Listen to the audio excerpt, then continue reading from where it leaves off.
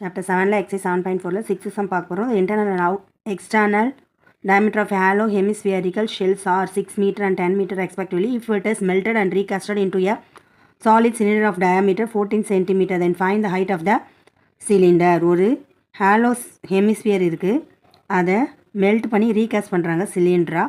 Hollow ஹெமிஸ்பியருடைய internal external diameter கொடுத்துட்டாங்க. Diameter வந்து 6 metre, external வந்து 6, internal வந்து 10 cm.